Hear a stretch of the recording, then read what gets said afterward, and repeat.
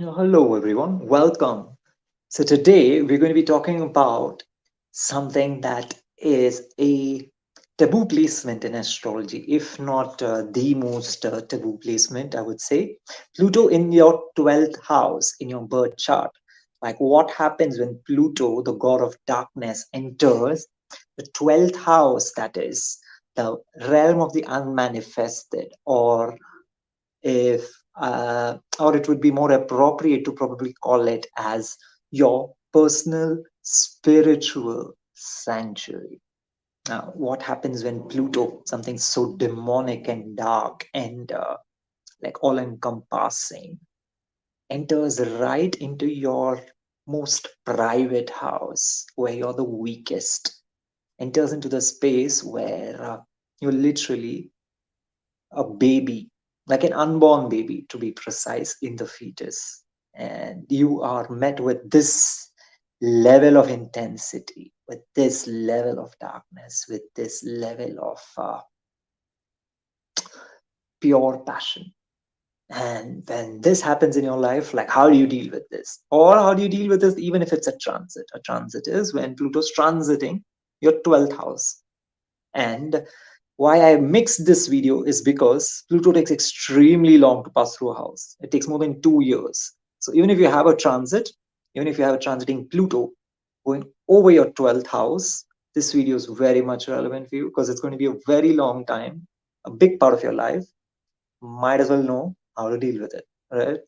Okay, so let's get on with it. So before getting into all the negatives and scaring you about what this placement is all about, because you will find a lot of videos on that, I'm going to go and try to understand what these elements actually mean and why are they seen as negative, because that is actually the way that you could get over the actual negative connotations behind it and see the real gold that lies on the other side of this amazing placement. So Pluto, which is the last planet in our solar system, you may not consider it a planet, but I mean, man, it still has its impact on your chart. It still does. So Pluto, which is the last planet, which is the slowest moving planet, generally in astrology contains your root, contains your very origins. Now, I would like to mix this with real astronomy, like when you get if you pass the Kuiper belt, which happens somewhere around Uranus, and later after that Neptune and Pluto, when you start to get into that territory of our own solar system, you start to see a lot of asteroids and a lot of rocks. And when these when even some of NASA's spaceships which crossed Pluto and has actually gone beyond into the deep into the Kuiper belt, the kind of samples that they've got out of these rocks in that area also suggests that a lot of the original materials which our planets are made of, even the Earth and even like a lot of Jupiter and a lot of like Mars, the kind of the, well, how would you put it? The exact elements that are found on these formed planets inside the solar system exist in a so-called prenatal state or in a very baby state inside these rocks. So when you start to look at it as such, you start to see that objects in the Kuiper belt are very much uh, you can say responsible for the formation of most things in our solar system, the planets and so on. And they still hold all the you can say the genetic material of the planet itself, right, in terms of the elements that they hold. So when you start to see Pluto or any planet which is in that area, like anything up, beyond the Kuiper belt. The same thing happens with the asteroid Eros as well. It's extremely powerful and very important in your chart, but Pluto is way more important. Like it's one of the big boys in that belt, in the Kuiper belt. So when you start to see Pluto in this light and not really, debating over whether it's a planet or not, or whether you're supposed to consider it or not, when you start to see it in this light, that it holds your information, it holds the real information of how you are formed. When you start to see it in this light, you start to realize that if there are certain things which did not form well in your fetus state, as I said, like when you were in the womb, it is going to surface everywhere in your life, and there is no way of curing it unless you go back to your Pluto, unless you go back to the very root, and cut off, how do you call it, like a polluted or a corrupted or a uh, unhealthy formation inside of your life, your astrological chart. It is very difficult to get completely rid of your plight. So that is what Pluto is actually all about. It's about going to the depths, to the very origins of the solar system, or in your case, to the very origins of your birth itself. Going to that depth, figuring out what is it that is going wrong, which is not letting you succeed or become the highest version of yourself. Now, because Pluto is so connected to the root, as I'm speaking, that it's so connected to the very origin of your being and everything, Pluto does not take bullshit at all. Pluto takes very little bullshit, if not anything. What it does, it just makes you face your biggest fears, your biggest nightmares, your deepest uh, shortcomings, and makes you go one on one with it, makes you go in a tug of war with your deepest, darkest fear, because Pluto believes in destroying it. And it does not believe in compromise and trying to work something out. That is why Venus, which is the planet of compromise, or you could say negotiation as well, is exactly opposite of Scorpio. Venus, which rules Taurus, is exactly opposite Scorpio, which Pluto rules. So it, in a way, does not really appreciate negotiation, or I could even say despises negotiation. What it believes is in just cutting through to the heart of the problem and just eradicating it, so-called demolishing it or amputating the rotten limb. So that's what Pluto is all about. And now, when this enters into your 12th house of the unmanifested, your 12th house is the place where you are in an unformed state. House number 1 to 11 are manifested houses, which means they represent different areas of your earthly life. So, I mean, I'll just browse through it. First house, your body. Second house, your wealth. Third house, your siblings or your talents, like something to do with your fingers. And yeah, your guitar playing comes under that. Fourth house, your home. Fifth house, your creativity, children. Sixth house, your diseases, everyday work life. Seventh house, your partnerships, legal bonds. Eighth house, sex, other people's assets. Ninth house, foreign travel, higher education, luck. 10th house, career, profession, and social image. 11th house, friends, network marketing, and uh, societies which are not yet developed to be seen as mainstream. Yeah, anything which is non-government. For example, the internet now is mainstream, but when it was forming, was an alternative kind of network where people would meet, right? So anything like that. Now, as you see, houses number 1 to 11 have are very relevant in everyday earthly life. But the house number 12 is something which is not. And that's why it does not have a physical form.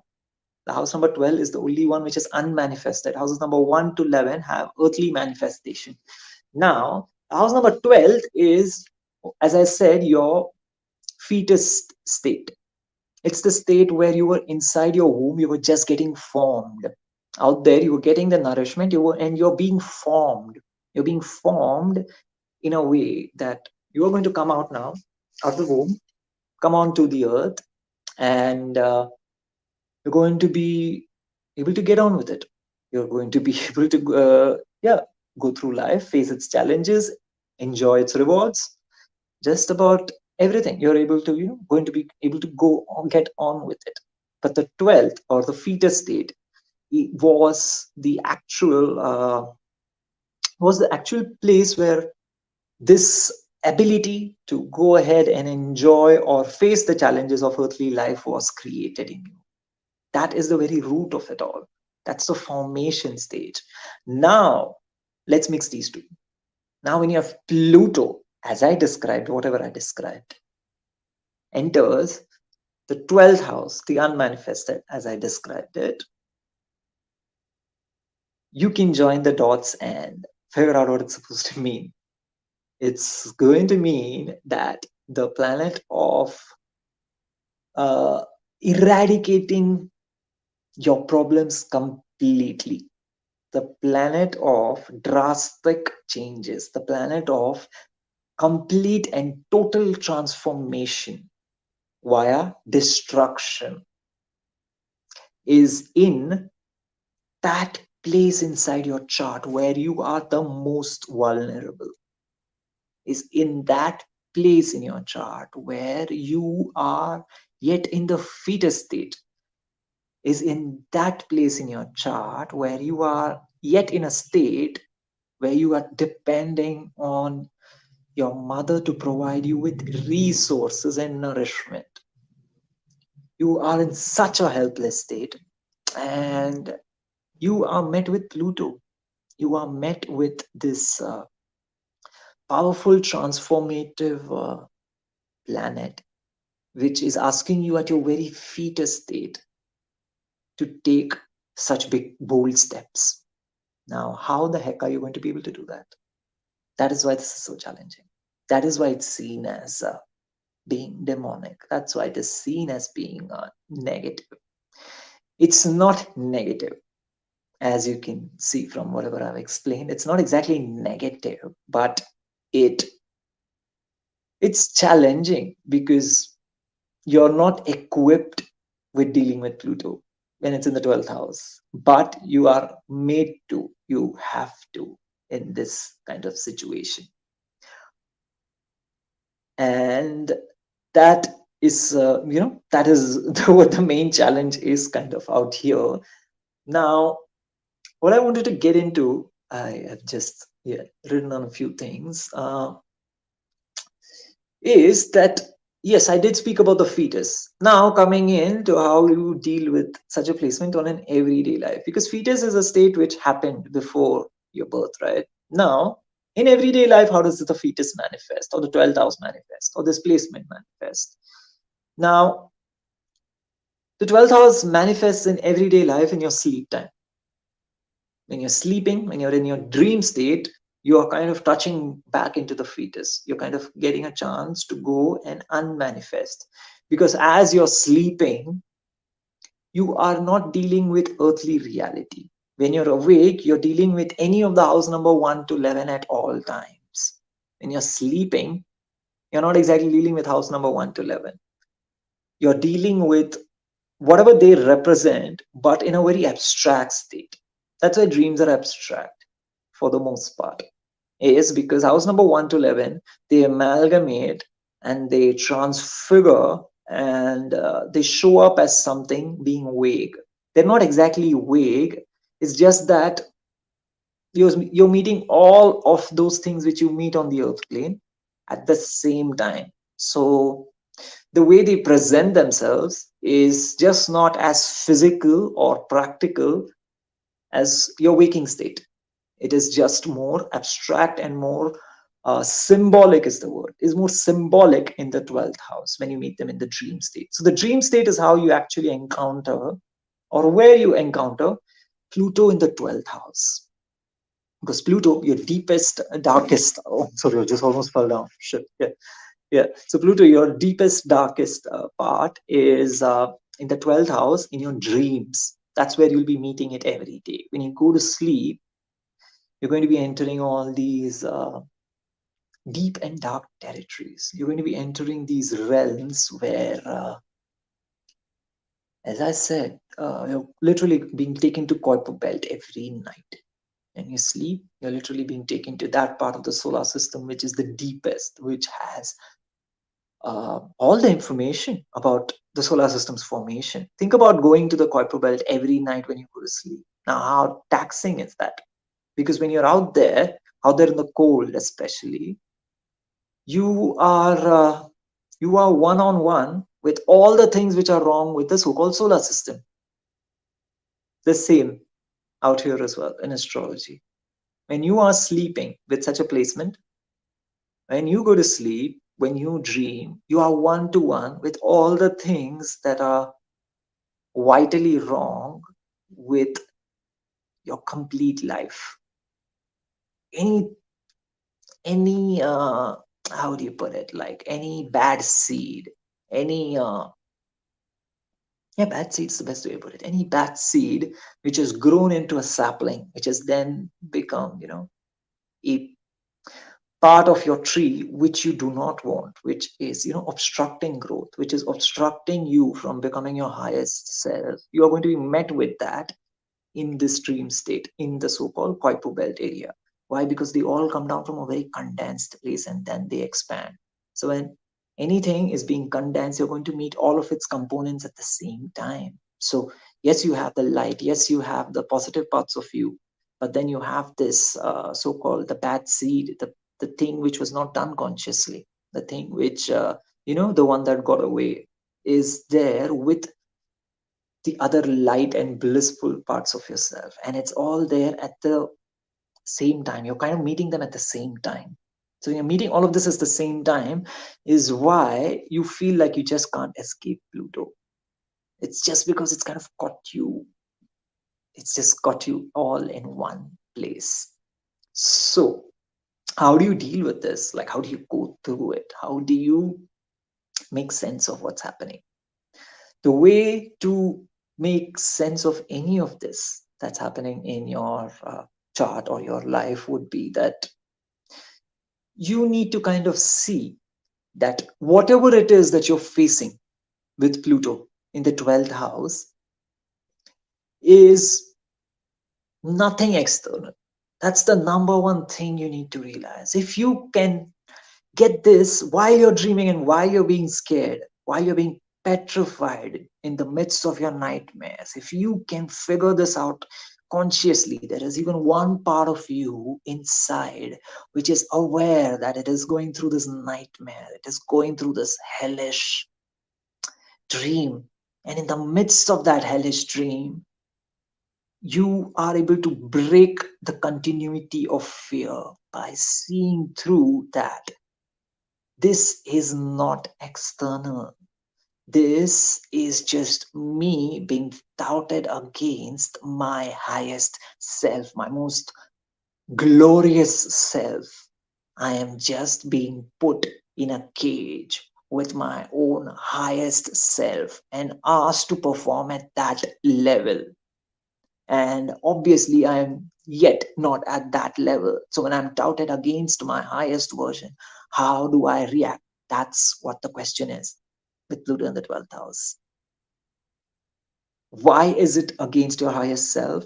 Because Pluto, or the so-called Kuiper belt, once you clean out all the mess, once you clean out the bad seed, it is from where the sun originates in any solar system. It's from where, in your astrology chart, your sun, your vitality, the way you shine on the world outside of you, that's where it actually originates from. So the sun, which is the highest expression of yourself, which is the highest and most noblest and most purest expression of yourself, is being originated from there. Now if you are to imagine yourself as your highest version, how do you imagine that? You imagine that person as being extremely responsible, as being extremely precise, as being extremely aware of his or her actions, as being the best that one could be, right? Like whatever success means to you, maybe for you it's like Success means something monetary. Maybe you're a billionaire, and that is what success means to you. That's what the highest version of yourself looks like. Maybe, yeah, you are the best musician that ever was, and that is your highest self. That is what you're going towards. That is what you want to become. So when you are up against this so-called dream of yours, this person that you want to become, that you desire of becoming, but are unable to do it because of the hindrances, because of the so-called bad seed in Pluto. Pluto does not do negotiations. What it does is it just directly makes you face this, like one-on-one. It just brings you and your biggest fear and your highest self all in one drain, and you just have to face them. That's about it. That's what Pluto does. Why? Because it's condensed. So it puts all of this in one very close state. So you're just meeting all these parts at the same time. And it is going to be hellishly scary to say, for example, yeah, you're just in a, yeah, you're just doing okay financially. You're in a 9 to 5, or you're doing your own thing, whatever it is that you're doing, you're not thriving it. You're doing okay. There's nothing wrong in it. But what Pluto does is that it puts you up against your highest expression of your soul, which means that, as I said, like if we are taking a financial standpoint here, like the part of you which already is a billionaire will be touted up against you, up against your current state. So you, the way you are right now, doing certain activities the way you do right now, is surely not the same, right, as your billionaire self would be doing. The billionaire self in you would be prioritizing very different things, would be giving importance to extremely strategic things which have long lasting impacts, and is not going to be penny pinching, is not going to be wasting time doing things which don't matter in the long run, because he or she has an empire to build. He or she or has already built an empire which they have to take care of, which they have to nurture. So the kind of moves and the decisions and the posture that they keep at that state of so-called being a billionaire or being the highest version of themselves is very different from what you're keeping right now. Because you right now, if you are not at your highest level, are probably still thinking about getting through the next day, getting through the next month. Like you do end up doing some activities so that you could get through the next month. There's nothing wrong in it, but it's just that if you have Pluto here, it makes you face your highest self one on one, puts you in the same ring. So now what happens is that anything which you are doing currently in your life, which does not align with your highest vision of yourself, is going to be cut off, is going to be asked to be amputated immediately. Now, obviously, we are emotional beings and are connected and are deeply affected by loss of security, are deeply affected by loss of stability. And this is exactly what Pluto does here, is that it puts you up against your highest self, asks you that this is what you have to become. And do you think what you're doing right now has anything to do with what you have to become? If the answer is no, it asks you to unapologetically cut it off.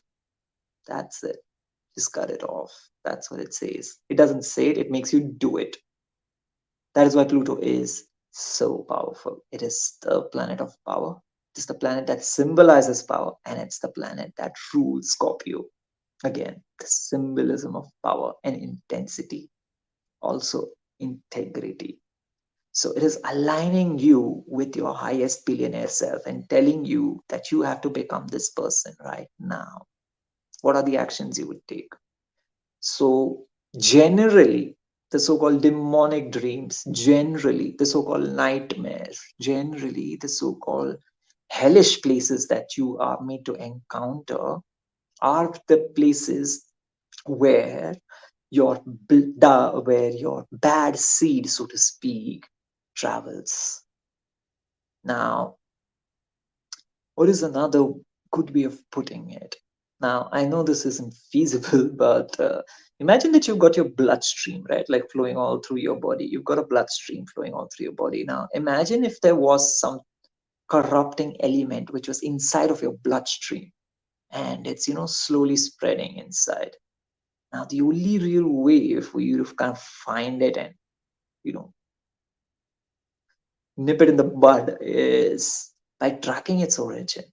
By tracking its origin, pulling back all the things that it's polluted inside your bloodstream, getting it in one place, and then throwing it off. And this is kind of what Pluto is doing with you.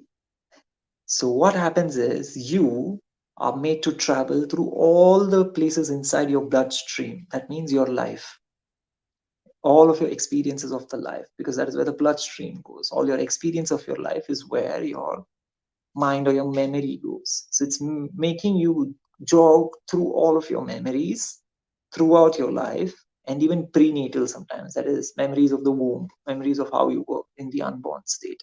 It's making you go through all of this at the same time, because as you can imagine, if something's entering your bloodstream and is spreading everywhere, it's spreading everywhere at the same time, right? It's spreading everywhere because it's liquid and the blood is liquid. It's just kind of spreading everywhere. So what's happening is that this so-called poison that I made up right now is spreading everywhere. So if you are inside the molecules of this poison, you are going to be feeling yourself spreading everywhere. This is exactly what Pluto is making you do.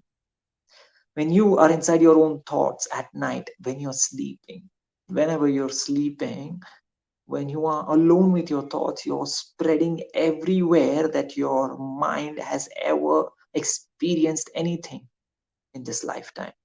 Sometimes it is even beyond this lifetime. I don't want to touch upon that in this video, but let's just keep it to this lifetime. So it's going everywhere, right from your childhood to your teenage times to whatever else that you've experienced. It's kind of going everywhere at the same time, and it's spreading your memory everywhere. And at that time is where you're kind of feeling this hellish nightmares coming up, because as I said, in the 12th house you do not have definition. So when you're sleeping, your dream state doesn't have definition. It is using house number 1 to 11, which are the manifested houses, and making them unmanifest and putting them all together and churning them up into a certain molecule, if you will. And you are having to experience this all together. So obviously it's going to seem abstract. That's why when you have a placement like this, analyzing it is very important. Trying to find the dots is very important. Trying to figure out, or trying to be aware of this is very important. Trying to be aware that this is nothing but detoxing. This is nothing but cleaning out the shit from your system. So rather than getting scared of it, if you are facing this every night, which I think the large majority of people who have this placement generally would be, if you are facing things which are just so deep, so dark, so demonic that you're just not able to even speak about it with people around you, it is best to enter this state consciously. It is best to enter into your dream levels consciously. Why? Because when you enter with this knowledge that, okay, I am just detoxing, I am just trying to find where the bad seed has spread, and I'm going to bring all of that back into the root, and I'm then going to remove it. When you have such a surgical approach towards it, the perspective of the mind changes. Now remember, your mind is the architect while you're dreaming. Now, what does that say? If you can tell yourself this in a very pragmatic way, that I've got this bad seed inside me, it's spreading everywhere, I'm going to go into my own dreams in the night, and I'm going to get everything together so that I can eradicate it. Now, when you tell your mind this, and when you tell it 1,000 times, what's going to happen is the mind is going to become a little bit aware that it is performing a role. Now, when you get into your dream state, now when you enter that same state where your dreams are just going crazy, your mind, which is the architect of the dreams itself, is aware as to why this is happening. Your mind, which is the architect of the dreams, is aware that it is putting itself within this dream state where the bad seed is expressing its spread so that it can reach all the spaces where the spread has occurred, pull them all back together, unite them in a singularity, and remove it from the system. So when your mind becomes extremely aware that this is its role, then you can tell your mind during the daytime that this is what you're going to be doing at night. And you assign it a very specific role. It's not going to happen overnight, but over a period of 3 to 4 weeks, you're bound to see results. You're bound to at least get close to the point which I call as the aha moment. The aha moment is when, in your sleep, when you're dreaming, in the middle of these demonic encounters, you, the dreamer who's suffering at that time, who's subject to all these emotions and feelings at the time, can suddenly enter this dream state with awareness that you are doing it intentionally. That is the way to crack this. Because what happens now is that all these demons were there inside of your dreams. All these demons were haunting you, were running after you, were laughing at your plight, are now subject to the awareness that you, not them, is the architect of the pain. They are subject to the realization that the creator who was asleep is now awake. And as soon as that happens, the demons lose the power over you. If you have any experience in the occult or have any experience with exorcism, you would probably know that the most powerful way of eradicating or exorcising a demon from somebody's body is to be able to figure out the demon's name. Because when you figure out the demon's name, the bad seed which has spread throughout the blood, the bad seed, the poison which has spread throughout your bloodstream, which is making you go crazy, which is making you feel extremely scared and lost, now comes back to the root. Because when you know the demon's name, you take control of the fact that you, the architect of your life, invited the demon into your body so that the demon can suck out the bad seed, so that the demon can suck every last drop of what is wrong with your life, so that the demon can eradicate any possibility of stopping you from achieving your highest self, your highest grandeur, the so-called billionaire state inside of you. When the demon becomes aware that you know its name, that you are the architect, that you are now aware that you have actually employed the demon, that is when the demon loses power over you.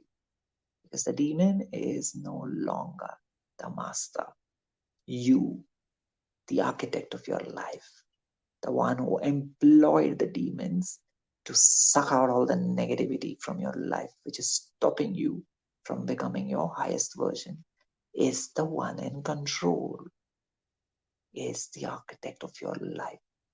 When you have this aha moment in the midst of a dream, in the middle of the night, you have, my friend, cracked it.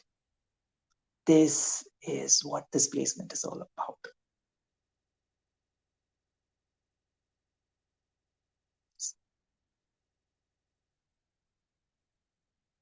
So take a moment to let this all in.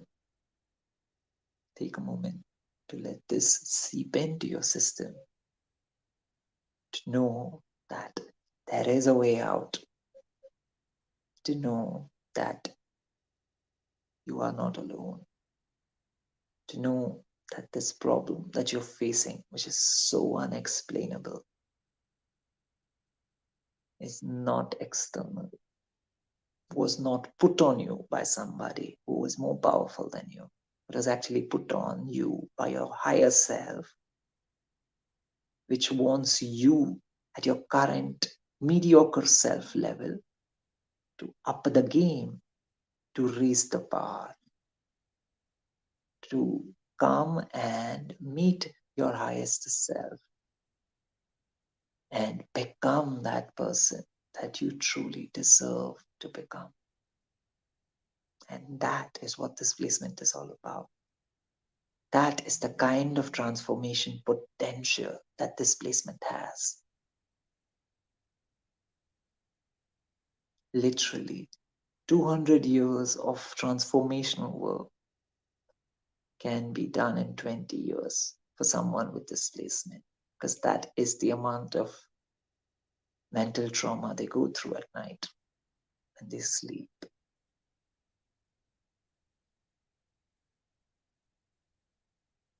On that note, I think I feel expressed enough to stop talking, and I'll just give it a moment to rest so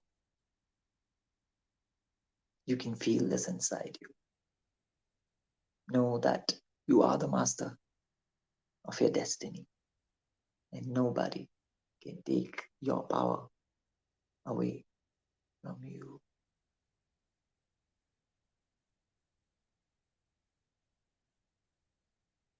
That's about it. Feel free to reach out to me. Everything's there below. And to make this a little bit more special, I've also put down a song I've been writing that I just finished writing today. I just put down the lyrics to it because I feel the song is very relevant to what we just spoke about. So if you'd like to connect with me, just head over to my website and you'll get a taste of everything that I do, everything that I stand for. And feel free to book a call with me to get to know more about what you're here on earth for. Why are you here to do that? And how there are ways to support you in the earthly realm while you go about doing that. On that note, I'll sign off. It's been a great video for me to be able to share this, and I'll hopefully see you in the next one. Bye for now.